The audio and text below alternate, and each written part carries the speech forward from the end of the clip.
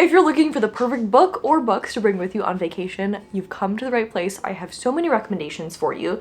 I think there are a lot of things to consider when selecting books for vacation. So I've overthought everything, so you don't have to. I find that I love reading even more when it aligns with the activity or location that I'm in. So one of my favorite things to do is to select books that are set in the place that I'm visiting if I am traveling on vacation. So it might also be beneficial to you to go and research the city, state, location that you are traveling to for your vacation and find books that are set in that location or are written by authors who are from there. I also think the type of vacation definitely determines what books I am bringing with me. A chill, laid-back camping trip is going to require a different vibe than a really fast-paced, adventure-filled travel experience. You also don't have to travel to take a vacation. For me, vacation means any time when I am reducing my workload in order to relax, rest, explore, learn.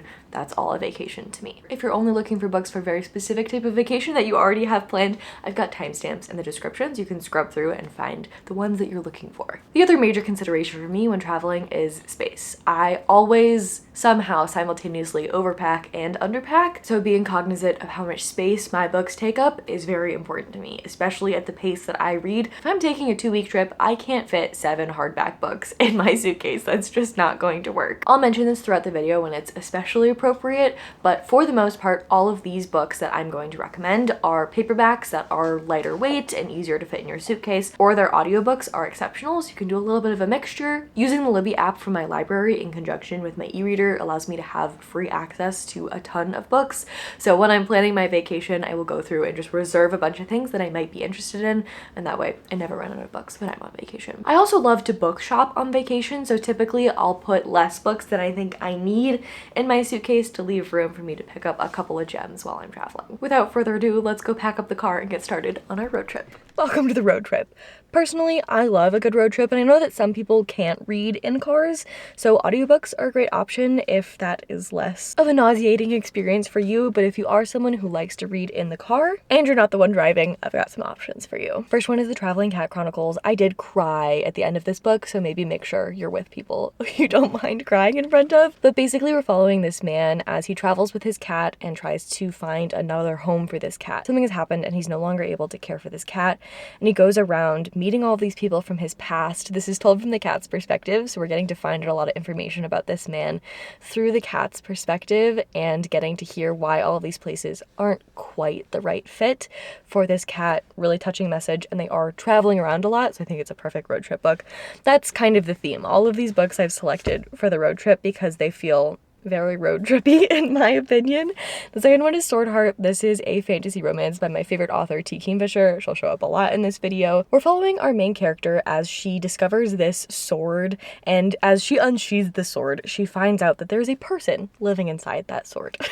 The audiobook for this one is especially incredible. The Highlander accent is amazing. This book has strong Outlander vibes set in a cozy fantasy world. Then I have to recommend Station 11. This is a post-apocalyptic pandemic type story in which we are following a group of people who are putting on Shakespeare plays. This book really gets at the value of art and why it is a necessity even when we are struggling to stay alive. And another post-apocalyptic book, I have to recommend Cormac McCarthy's The Road. I think this book is great at starting discussions about human behavior and about the things that we rely on when we're at our last breath. We're following a man and this child as they walk along this road and the people and things that they encounter along the way. It's harrowing. It's kind of no plot only vibes. Its desolate gray background is a really exceptional backdrop for the vibrancy of what it is to be human. I've taken a lot of cross-country road trips in my day. The thing that I find keeps me the most sane is a mixture of music, silence, podcasts, and audiobooks. So may you never get bored and never run out of gas. And we're here at the campsite. Let's go set up the tent.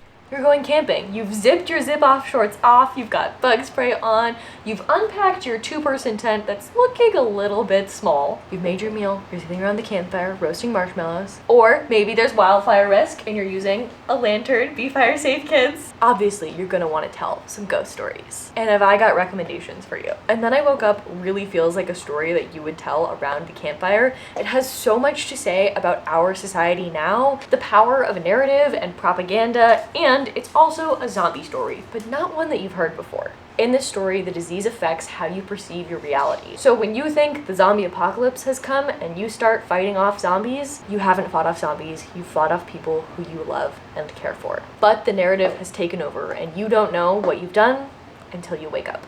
This book packs such a huge punch in such a small amount of pages, which all the best campfire ghost stories do. T. Kingfisher is my favorite author of all time, and I love her horror. I think The Twisted Ones is probably my recommendation for camping since it's really steeped in folk horror, and you will be terrified of noises that you hear in the woods. But my favorite horror by T. Kingfisher is The Hollow Places. This one has some non-Euclidean geometry in it that will have you terrified to step into a dangerous portal world where the fabric of reality is at stake. You will especially love this one if you drove past a weird taxidermy museum on your way to the campsite. And my final recommendation for folk horror is Slewfoot. This is a classic witch tale that really reminded me of Frankenstein. We have this woman, Abatha, whose husband dies, and she finds this creature in the woods. The creature has amnesia, doesn't know who or what it is. These two characters befriend each other and help each other figure out their way in the world in a very gruesome way. Bonus points for incredible illustrations that will look horrifying by campfire light. If you're looking for something a little bit more lighthearted to read during the daytime, I recommend books that are centered around nature. I love nonfiction nature books like Entangled Life, which talks about mushrooms in this really interesting way. You're bound to come across a couple of mushrooms while you're camping, and this book will tell you way more information than you need to know about them in the best way. I also highly recommend Braiding Sweetgrass. This book combines botany, Native American knowledge, and personal stories into a beautiful amalgamation of things that made me cry over strawberries. If you're someone who loves camping, I guarantee you will love this book. If you got seriously creeped out by any of these stories and you need something that's lighthearted and fun, but still set mostly in a forest, I encourage you to read The Girl Who Drank the Moon by Kelly Barnhill. This is such a cute little middle grade story that I think adults can get a lot out of too. We are following a village which sacrifices a baby every year to the witch who lives in the forest. And every year, the witch in the forest finds a baby, takes it in, cares for it, and finds it a loving home. Neither the witch nor the villagers know that something nefarious is going on behind the scenes. Mainly, we're following our witch as she decides to adopt one of these babies for herself because she has accidentally enmagicked the baby. She grows up into this lively child who grows into her magic. Characters include a swamp creature and a tiny dragon who thinks he is ginormous. It's a fantastic time. And with that, I will leave you to enjoy your books in nature. If you're traveling far away on your vacation, you may find yourself looking out a beautiful window like this one. You might want the perfect book to read on a plane. For plane reading, I love choosing books that really capture that liminal space feeling of being in a tiny tin can in the sky. So I love reading space books. Things like The Martian and especially Project Hail Mary, where I can envision myself being on a spaceship with the characters trying to figure out what to do in order to save the human race. Even though both of these books really follow one man either on a planet or on a spaceship, and there's not much going on, they're still incredibly entertaining and attention grabbing and will help you to stave off that plane boredom. Both of these are also fantastic as audiobooks, so if you don't want to lug this giant book on a plane, I've got you covered. Speaking of giant books, this is a chonker, but the beauty is so worth it. Look at these colors. They're absolutely stunning. If you're looking out your plane window at a beautiful sunset, once the sun goes down, you wish you had more of those vibes, look no further than these pages. This is Tilly Walden's graphic novel On a Sunbeam. We're following this young woman in two different times. First while she is meeting her girlfriend at a boarding school, and then as she's working on a spaceship trying to find that girlfriend. Beautiful found family and a really cozy story. Speaking of cozy, one of my favorite authors, Becky Chambers, has written an entire series of nice floppy paperbacks that won't take up too much room in your suitcase. I think these are the perfect plane books. This is the Wayfarer series. The first book is A Long Way to a Small Angry Planet. I have read the first three and enjoyed them all immensely. They all are following different sets of characters who are tangentially related to characters that we see in the first book. In this first book, we are following a group of people on board the Wayfarer, which is a long haul spaceship. So they are going to be together in this crew for a very long time. If you've ever met a friend on the plane, this book is for you. The found family in here is absolutely incredible. We're talking about cultural exchange within humans and also with other alien species. It is just so beautiful and so heartwarming, but still has enough action that you won't get bored. For something a little bit more absurd and funny, I would recommend The Hitchhiker's Guide to the Galaxy. This is a classic at this point. We're following a man on all sorts of silly adventures in space. I had a fantastic time. This book really makes the time go by quickly. My final recommendation for a book to read on a plane is a book that really captures that what is going on, where am I liminal space feeling that I sometimes get when I'm sitting in a plane, especially at night if I have an overnight flight and I can't sleep. If you're flying at night and you can't sleep, I would recommend picking up Piranesi by Susanna Clarke. You're going to be reading a man's journal entries and trying to figure out what is going on as he explores these halls that he's in, this labyrinthian type space with gigantic statues and water and an albatross. There is so much to unpack here. Not all of your questions are going to get answered, but I think enough of them will that you will feel satisfied at the end of the book. The perfect no plot, only vibes time to read on a plane. And would you look at that? We're coming in for landing. I will see you on the beach. Welcome to the beach. Wow. Welcome to my backyard. One of my favorite things to do on vacation is read by a body of water. And I have a stack of books to talk to you about. I feel like the quintessential beach read is an Emily Henry. She's got a book called Beach Read. I'm an Emily Henry fan, and I will be bringing one of her books with me on my own vacation. They always just feel so vacation-y, and a lot of them are about vacations. Like Book Lovers takes place while our main character, who is a cutthroat, shark-like literary agent, is going on vacation with her sister in this small town. I've also read and enjoyed Beach Read and Happy Place by Emily Henry. I think especially if you're going on a friend trip, Happy Place would be the perfect read. I think romance is standard for a beach read. I love this cozy fantasy Regency fairy tales romance series. Half a Soul is the first one, then we had 10,000 Stitches. Some of our characters from the previous books do show up, but they're following different couples in every book, and I always have a really good time with them. Speaking of cozy fantasy, I think that's a perfect genre for a beach read.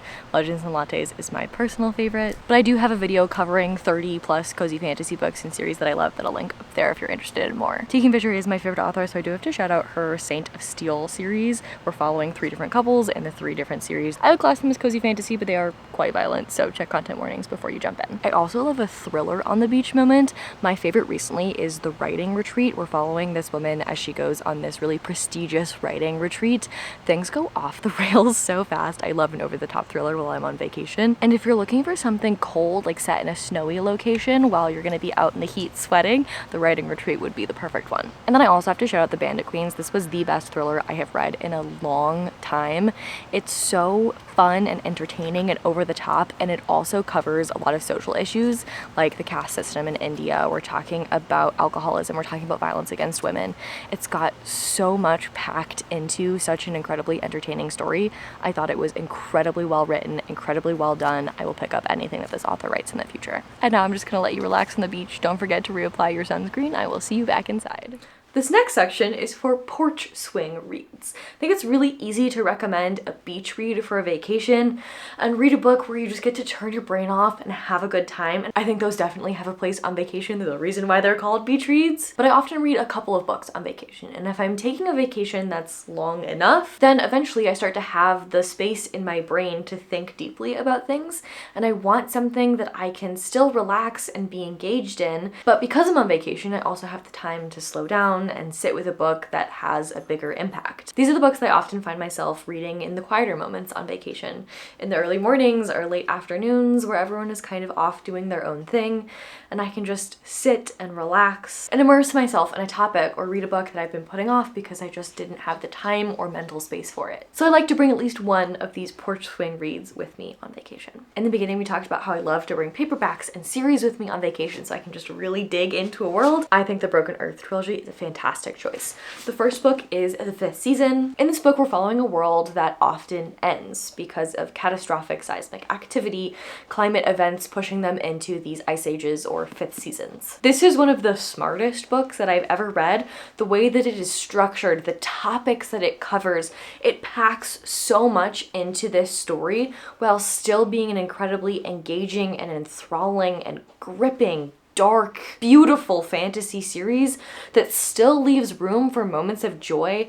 This is just one of the most ambitious series I've ever read, one of my favorite fantasy series ever. The things that this book does to play with perspective and time, it's just so genius, and I highly, highly encourage you to pick this up. It'll get you thinking about a lot of things: race, gender, different identity politics, as well as climate change and climate justice as a whole. Just absolutely love this. Another fantasy that I absolutely love is Kaikei. If you really want to just immerse yourself in one person's life, I think this is a fantastic choice. We're following Kaikei through her entire life as she goes off and grows up, gets married, becomes a mother. The conversations in here about genuine connection versus manipulation. This is a Ramayan retelling.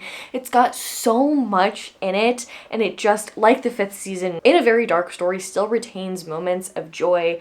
I just really loved how nuanced and complete this felt, and I just want more people to pick it up. Thistlefoot is a book that I saw getting a lot of hype when it first came out, and then I didn't see a lot of people actually reading and reviewing it. And I'm here to tell you that this was absolutely exceptional. This was my biggest surprise when I read the Goodreads Choice Awards for Fantasy last year, and I really wanted to include it here because I think maybe it hasn't found its right audience. This is a lot darker than I expected it to be. At its core, this is a book about haunting and events as ghosts. There is a sense of adventure in this, and I almost included it in the road trip section because we are kind of road tripping around in this house on chicken legs. But this Baba Yaga retelling I think really deserves to be sat with and thought about. At least that's what it caused me to do when I read it, kind of unexpectedly. I was kind of expecting the story of these siblings and this little animal companion black cat as they try to discover the secrets of this house on chicken legs. And what I got was so much more. It caused me to think so much more deeply than I thought it would, which is why I wanted to include it in this section, because I think if you give yourself some space to really sit with this, I think it'll hit a lot harder. The last fantasy sci-fi book I have in this category is Gideon the Ninth.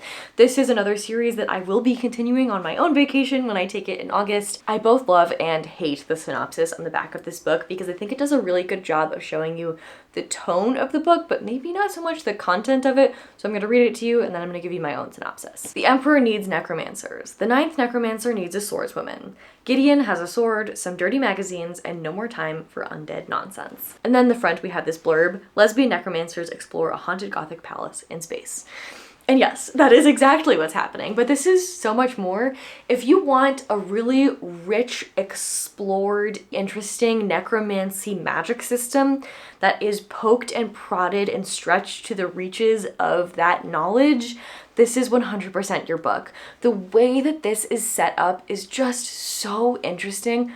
The politics that we are uncovering, everyone has something to hide. The characters that we are following are so interesting and three-dimensional and funny. It's a romantic book, it's a heartbreaking book, it's a disturbing book, it's a hilarious book, it's all of those things. And these paperbacks are so floppy and perfect to take with you on vacation. I'm bringing book 2 with me on vacation and I'm really excited to just dive back into this world and just sit fully immersed in it. I'm gonna put a book on this list that is shelved as romance, but I think it fits more in this category than it does in the beach read category, and I'm gonna tell you why. It's called 7 Days in June. It has that summer quality to it. If you're going on a vacation in summer and you want a book that features a romance but isn't really a romance in my opinion. Again, this book had some hype when it first came out, but I think it deserves so much more. We're following these two characters as they had this whirlwind relationship when they were teenagers for 7 Days in June, and now again as adults when they find each other again. They're both authors, and the way that they write each other into their stories is just so interesting. Our female main character is a romance writer. She writes these vampire smutty type stories, and then our male main character writes these really dark literary fiction type stories. And there's so much conversation about what makes a book worthwhile, literature and different genres.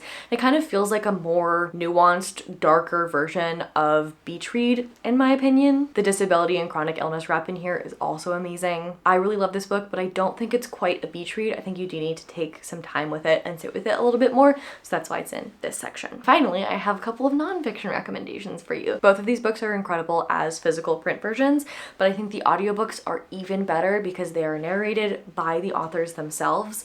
Biased is one of my favorite nonfictions that I have ever read. It does this incredibly nuanced, empathetic dive into implicit bias. I found this to be an incredibly approachable read, so if you're looking for information on implicit bias, this is the book that you should read. I think it was absolutely fantastic and something that everybody should should read. This book should be taught in schools. I loved it so much. Know My Name by Chanel Miller is probably the most impactful nonfiction memoir that I have ever read. As with everything I'm recommending, please check content warnings, but especially for this one. This is following Chanel Miller. She was the victim in the sexual assault case against Brock Turner. For a long time, she remained anonymous, and this book is kind of her saying, you should know my name, and telling her own story from her own perspective. She says in here that she would have written a book about whatever she did in life. I'm so angry and sad that this is what she had to write her book about.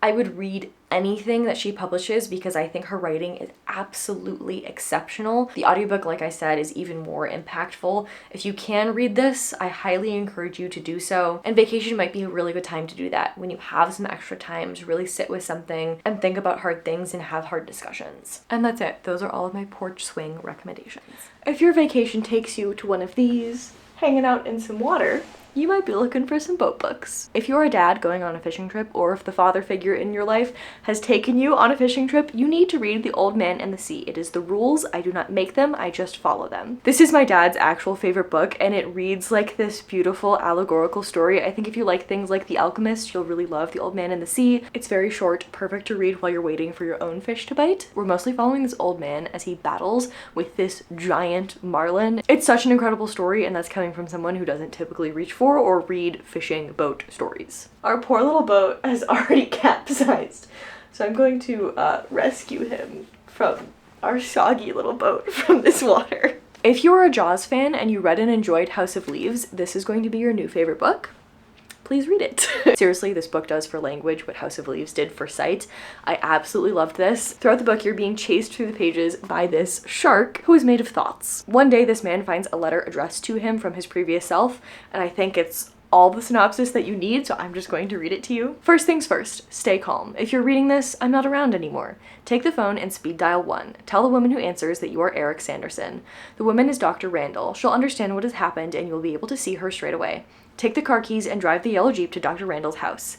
If you haven't found it yet, there's a map in the envelope. It isn't too far and it's not hard to find. Dr. Randall will be able to answer all your questions. It's very important that you go straight away. Do not pass go, do not explore, do not collect 200 pounds. The house keys are hanging from a nail on the banister at the bottom of the stairs. Don't forget them. With regret and also hope, the first Eric Sanderson. This whole book is intended to be kind of a thought experiment, and the way that it ends is intended to be kind of like a Rorschach ink blot test, which is why it's called the Rorschach texts, and the cover looks like a Rorschach ink blot. I just ate this up and I never hear anyone talking about it, so I'm here to shout it from the rooftops. Or boat tops. If you're looking for a more piratey time on your boat, I highly recommend picking up The Adventures of Amina al-Sarafi.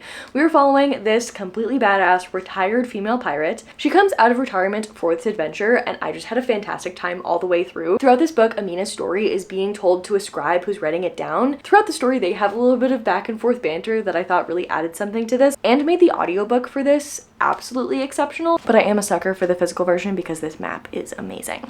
If instead of sailing ships, you prefer your pirates to fly Victorian houses over England, you should read the Dangerous Damsel series. The first book is The Wisteria Society of Lady Scoundrels, and I loved it so much that I immediately lent it to my friend, so this is book 2, The League of Gentlewomen Witches, which is also amazing. This book is basically if The Princess Bride and Bridgerton had a book baby. If you like Olivia Atwater's Half a Soul Regency fairy tale series, I think you'll really enjoy this. It's also very much a Marmite book, so if you can get a sample of the book or the audiobook, or you can go read a couple pages in store, I think that would be a good idea because you're either gonna love it or hate it. The writing style is absolutely hilarious. In the first book, we are following the Wisteria Society of Lady Scoundrels. They are pirates who are pirateering these houses as they fly over England, and in the second book, we meet the League of Gentlewomen Witches, and they're kind of like facing off against each other. It's all very absurd and very funny, and I had a fantastic time. Great vacation book. I'm going to be bringing book 3 on my vacation in August. And that's all the boat books that I have. On to the next vacation. Sometimes your vacation is so busy that you really only have time to read in the in-between moments, like when you're trading off using the shower and you have just a couple minutes to yourself to enjoy some tea or coffee, to sit down and lose yourself in a story for a little while. I find the best books for those moments are short story collections, essay collections, and novellas. That way you don't have to waste any time getting into the story or pulling yourself out of the story when you need to pick up and go off to your next vacation adventure. You guys know I love T. Kingfisher. She's my favorite author. I find that her cozy fantasy novellas especially help me to find moments of peace and true relaxation in what can sometimes be a more draining existence on vacation than what is typically in my life. I know that's a little counterintuitive.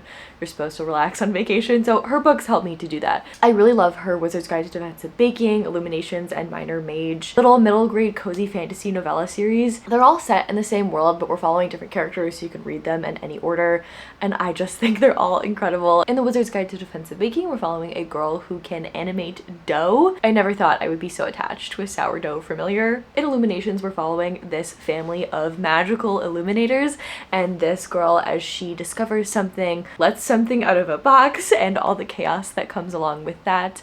And then in Minor Mage, we're following this young boy as he is sent to bring back the rains from his village. The only problem is that he only knows 3 spells, and none of them have anything to do with rain. We follow him and his armadillo familiar as they make friends along the way and try to figure out how to bring the rains back to his town that is struggling with a drought. I also love the Singing Hills cycle. It's a novella series that's really concerned with storytelling. I think if you're someone who likes to stay up late with friends on vacation and tell stories, you're really going to love this book series. I've read the first 3 books so far. I think the 4th one comes out at the end of 2023, and I just loved each iteration of this because we're learning more and more about storytelling as we go on. The first book kind of sets up this world for us and sets up this job of this cleric that we're following, and their purpose, their job is to write down these stories, kind of like a historian type situation, but also more concerned with the art of storytelling. The second book talks a lot about who gets to tell a story and how that changes how the story is told, the actual substance of the story, which obviously has lots of implications for the way that history is told. And then in the third book, we get a little bit more life-threatening,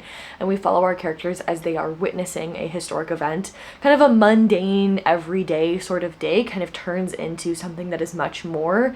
I just really loved what this series has to say about storytelling, and I'm really excited to pick up the 4th one. There is absolutely no way I was going to come on here and talk to you about novellas and not mention my favorite novella duology of all time. This is A Psalm for the Wild-Built and A Prayer for the Crown-Shy. It's The Monk and the Robot duology by Becky Chambers. If you want to really grapple with the concept of purpose, you need to pick this up. We're following a monk and a robot. They each have this big question they want to answer. Our monk is trying to figure out what their purpose is in life, and the robot has a question for the human race. What do humans need? And so we're exploring these really existential questions. I really love this juxtaposition of asking this really big question of humans in general, and then also really narrowing down and focusing on the minutia of one person's life. This is very no plot only vibes, so I think it'll be really easy to kind of delve into and then bring yourself back out if you're just having time in between things to read while you're on vacation. If you're looking for something a little bit more action-packed, I highly recommend the Murderbot Diaries series. We're following this artificial intelligence human construct that is a security unit, and in the first book we're following kind of Murderbot's origin story, and then as the series progresses we get more and more found family. They get cozier, they're funny, they're action-packed, they're dark, they're super relatable. I love this series, I love this author. For someone who's looking for something a little bit higher stakes, I recommend this series. All of them are novellas except for this book. This is the only full-length one. I think this is a good option for the sci-fi lovers out there. I also love the Wayward Children series, and I just found out that there is a bind-up of books 1 through 3 that's coming out I think later this year, which could be a really good option if you're going on vacation and you don't want to lug around a bunch of little hardbacks. You could get the bind up and that will hopefully be less weight in your suitcase. In this series, we're following these children as they go to portal worlds, and the portal worlds are perfect for them. And then they end up back in our world for whatever reason, and that's a really traumatic experience for them because they felt like they didn't fit in our world. And so going to this magical place was so healing for them, and now being ripped out of that world where they felt like they belonged so completely is a really traumatic experience. So they go to this home, Eleanor West's home for wayward children. They meet other children who've been through the same thing. They're trying to get back to their worlds. This series also always has a lot of social commentary that I really, really appreciate, and gives you a fun magical portal fantasy time to have on vacation while also giving you a lot of things to think about when you might have a couple more moments to do that. Short story story and essay collections might be my favorite thing to bring on vacation because they do give you so much bang for your buck. Unlike with a novella, if you're bringing the physical copy of a novella, you kind of have to pack a lot of them in order to give you enough material for your vacation. But with an essay collection like the Anthropocene Reviewed, you can bring one book and have so many different instances where you can read this. I'm not a person who likes to sit down and read an essay collection start to finish. I like to kind of pick up an essay or a story here and there, and this is one of my favorite essay collections. John Green is basically rating things that humans have done and talking about rating things in general. It's a really interesting look at the beginning stages of the pandemic. It's also a really interesting look at so many different things. He's rating things like the Lascaux cave paintings, our capacity for wonder, Canada geese, velociraptors, Diet Dr. Pepper, and sunsets. It's profound, it doesn't take itself too seriously, it's so human, and I think that's one of my favorite things about it. And then I do also have to mention my favorite book of last year, which is How High We Go in the Dark. This I think is marketed as a novel, but I think you should go into it thinking of it as a collection of short stories, because that's really what it is. This is a sci-fi post-apocalyptic pandemic type story. Basically what happens is there's a virus found under the ice and the world is plunged into a pandemic. Each chapter or story is told from a different perspective. They all intertwine. This was just such an experience, and I think maybe is best enjoyed in those in-between moments. And that's it. This is where I'm going to leave you. I hope you found something to add to your TBR. I would absolutely love to chat with you in the comments about anything that we talked about today. And if you have any recommendations of your own to share with the class, I would love for you to do that in the comments as well. If you're new here, I've got a couple of videos here that YouTube and I think you might enjoy. And if you'd like to stick around long term, I would love for you to join our little bookish community here and subscribe. I post every Sunday at 11 a.m. Eastern, so I will see you next week. Bye.